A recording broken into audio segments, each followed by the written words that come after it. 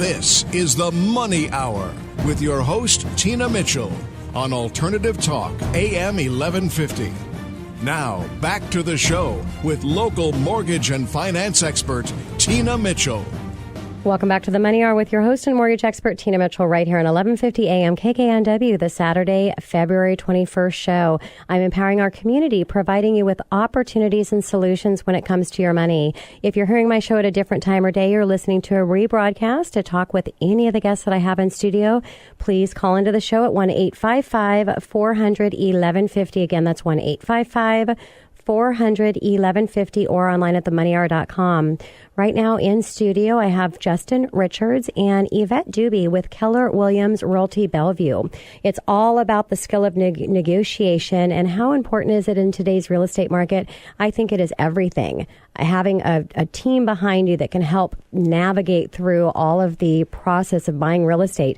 I'm so happy to have you guys here in studio. Thank you so much for joining me. Thanks for having us, Tina. Thank you. And a little bit of background. First, we'll start with Justin. Born and raised in Seattle, Washington, real estate has been Justin's career focus dating back to the early 2005. With more than 10 years experience in the industry, he's had a pleasure of working with management and executive level clientele across the greater Puget Sound, including clients from Alaska Airlines, the Boeing Company, Microsoft, Amazon.com, Bank of America, and Hewitt Packard, to name just a few. His background has allowed him the privilege of bringing a unique and compelling insight to the real estate process, contract negotiation, and overall community knowledge. On New Year's Eve 2012, Justin became a father for the first time, and Sydney is his inspiration and the reason why he works so hard for his clients. So great bio, Justin. A little bit about Yvette Dubee. With more than 12 years of corporate experience leading teams at Amazon.com, Yvette brings her integrity and analytical skills to the real estate arena. Her clients enjoy a smooth contract-to-close process because of her relentless attention to detail and her deep understanding and creativity in making deals that work for everyone. Her effectiveness starts by foregoing strong, long-term relationships with clients, agents, and everyone involved in the real estate transaction. Yvette operates her own real estate investment business, and as a result, she understands the art of business and real estate from many angles. And I just think it's exciting to have both of you here to let my listeners know you guys are a partnership and a team, which I think is important and a huge benefit in the real estate market because there's so much that happens in the industry. And so really being able to partner up together and bringing your strengths is just an awesome thing. So again, I'm just excited to have a conversation with you guys. Thank you so much. So give us a little background, or give my listeners a background on how the two of you came to work together. Well, I think it was kind of a funny story. So I had been in the real estate industry for a number of years prior to engaging with Yvette, and we actually crossed paths at a conference, an investment conference for real estate outside of the traditional sale model, and in a room of 1,000 people or thereabout, I made a wisecrack about our fun, fantastic Seattle weather, and apparently right in front of me, there she was. She turned around and said, "Oh my gosh, you're from Seattle." And a friendship was formed, and now we are where we are today, all these years later. Awesome. Business destiny, definitely. It is. Yeah. So why has a working relationship been so successful, and how does that translate to your clients? Well, I think the biggest thing for Yvette and I is the fact that when we're engaging with a particular client, whether it be a buyer or a seller, it's very interesting how that particular client chooses to work with us, or whether they go towards Yvette because of her background or skill set, or even to mine in my case. And so that's worked out very, very well for she and I. And what about things that you guys do differently? So if you're looking at there's a lot of brokers in our market, and I know you guys have very specific things that you do. What is different in our marketplace that you guys are providing for your clients? Well, I think one of the things we do is we work to our strengths. I mean, Justin and I are very good about and strong of everything that happens in real estate, but we have to divide it up. It's not a one-man team, and you're not on your own island either. So we work together. We work to our strengths. Our clients see that, and they gravitate towards where we go. But we also set the expectation, this is how we operate. This is how it's going to work out. Sure. And it creates just a nice streamlined process that's stress-free for everybody involved. Well, and a lot of that has to do with education, right? I think that the reality of it is there are plenty of brokers in our area, and for many of them, it's finding a way to get to the closing table as quickly as possible. Of course. And you negate much of the education process, and that's where things go wrong in transactions. So we make a point, whether it be a buyer or seller, to sit down and go through that process with them in the beginning before we actually are either even touring a property or listing a home. And another benefit of having a team and a partnership, because there is only so much time in the day. And so being able to really come together as a team and to provide everything that your clients need is a huge benefit. It's crucial. It is. Mm-hmm. So let's talk about the team and your team. Do you see it growing in the future? Absolutely. Well, we're actually in the process right now. We've come to a point where growth was necessary, and by growth, I don't mean so much in where we're going with the business, but rather bringing on people to make our system better for our clients, the experience better for our clients across the board, adding more services for both buyers and sellers. Okay, wonderful.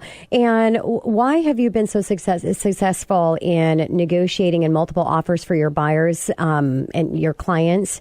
And it's such a competitive market, such a seller's market. So how have you guys been so successful in that arena? Well, again, it comes down to pricing. I mean, pricing is always going to be the bottom line, no matter how you want to shake it out. But I think the biggest thing is, again, educating your client where they stand in a given marketplace, whether it be the greater Seattle area, further north, further south, and then setting their property apart from the next home, or the next homes, I should say, on the market around them. And so, again, that's a big piece of it, pricing it correctly. Okay. Yvette, I don't know, Yvette has a good point to this as well. I know that we talked about this on the way over here. I think it's about being creative as well. And it does come down to price, but there's also terms and conditions, and you really do have to reach out to the other side to find out what those T's and C's are. Sure. And it's having that conversation and picking up the phone and talking through it. And you just never know what the seller or the buyer really needs at the end of the day.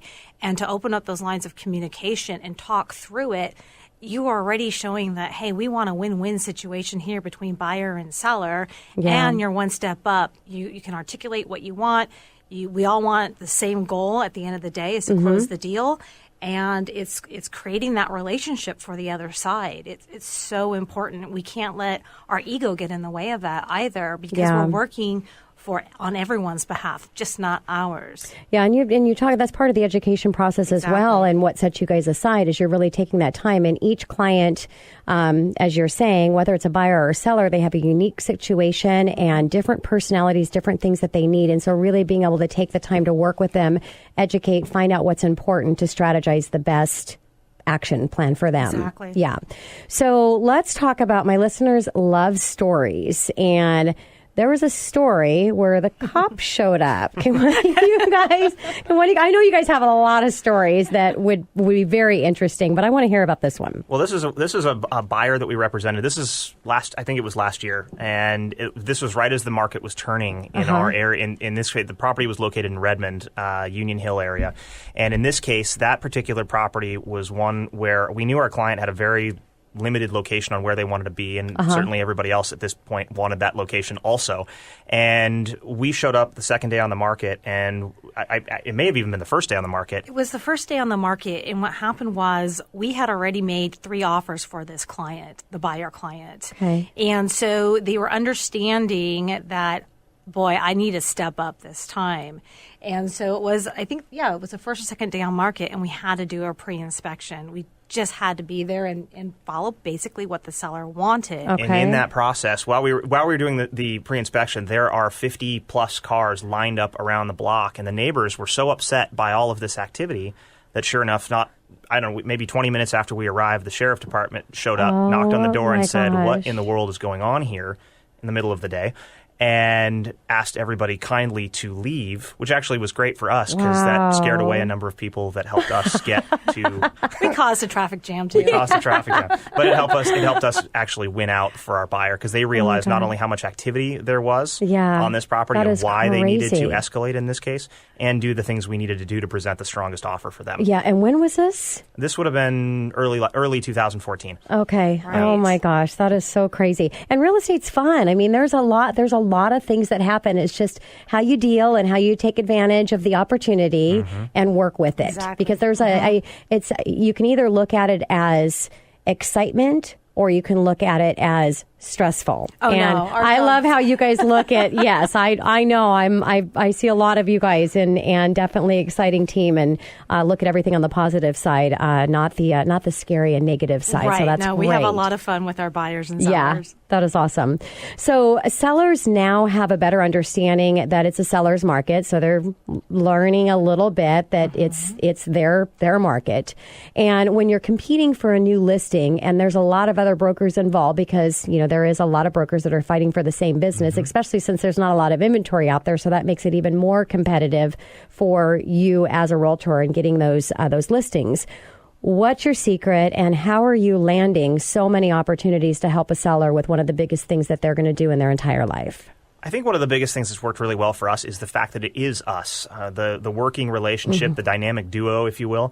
Yeah, you guys are definitely a dynamic duo. Right. No doubt about that. And so, I mean, I can think of a number of recent listing opportunities that we've had where we've competed against other agents, very well-known, strong agents, and part of the presentation that we have is the fact that the value add for a seller is that there's two of us. There's two of us for effectively the price of one. Yes. Right? And there's two different trains of thought on how a property is going to be marketed with a streamlined end result. Yes. Right? And her background at Amazon and the corporate world definitely has a very detailed side to it. Right. Yes. And many sellers that we cross paths with love that. In Yeah. fact, the analytical side. Analytical. Yes. That's right. right. Another thing that we actually have in common, by the way. Go ahead, Justin. And I mean, it's true though. And so there are people that feed on that in terms of our clientele that feed on, they need that. And for us, I think I'm a little crazier in my approach on things, but they need that too, because that's something that is outside of what everybody else is pitching them. Yeah. And something that you were saying that too, I had a thought, another benefit with a partnership like you guys have is there's a lot of things that happen in a real estate day in your profession and in mine in mortgage. I mean, there's a lot of things that are going on. And it's nice to talk to other realtors and kind of pass things back and forth. But the reality and have these conversations to figure out the best strategy, the reality is there's not enough time in the day. You got to stay focused on your own clientele and what's happening in your own book of business. But as a partnership, you guys are in this together, so you're talking back and forth, and you can really talk things out to figure out the best strategy. So well, and we're available 7 days a week. That's the biggest part about it, right? So if she's off, then I'm on, or if she's on vacation, I'm on, and or vice versa, right? Yeah. And that's a great way to leave a client feeling comfortable. You've always got one of you that's going to. There's always that backup. So give my listeners a success story regarding how you've helped a seller. We actually had a great piece of property over here in Woodridge, not too far from where we're sitting right now. Okay. And it was again a multiple listing situation where there were a number of agents that were competing for the property, and we were actually not we didn't present the highest price. In fact, actually, I believe we were the lowest. But because of our strategy and how we chose to go about it, in a period of 3 days on the market, we had more than 300 people through the home and sold the home for $105,000 more than they were asking for it. Unbelievable. So if you're listening right now and you're a seller, you've got to understand exactly what Justin and Yvette are saying. It is about price. You have to price your home correctly. It's not about who's going to tell you you're going to get the highest offer, because the reality of it is if you price that home strategically wrong and you price it at a higher level, your risk not selling it, having to take it off the market, getting it back on. And even if that doesn't happen, you may sell it really quick at that price, but you're not getting those multiple offers. And really, ultimately, you're ending up with less money than you could if you had that right price. You can't price too low. You can't price too high. And it's really a technique and a skill to be able to represent your sellers like that. And we've almost branded it, in our office, our little corner of the world is the eBay effect. right? Is if you've ever bought or sold anything on eBay, obviously you're not pricing it at the top of the market in order to achieve that price. You're pricing it below, right? Yeah. Same goes for real estate, and it works the same way in and out, every property over and over and over and at the end of the day, the buyers set the market. They'll let you know what your house is worth. Sure. So definitely. Well, thank you so much, you guys, for coming into studio. It was a real pleasure to have a conversation with you, and a real privilege for my listeners to hear your concept and just to share your team philosophy. Really appreciate it. Thanks for having us. Thank you very much, Tina. Coming up next in the Money Hour, have you had a bankruptcy, foreclosure, short sale, or any collections lingering on your credit report? Learn today how to remove them and increase your FICO score. Kyle Schultz with 360 Credit Consulting right here on 1150 AM at KKNW after the short break.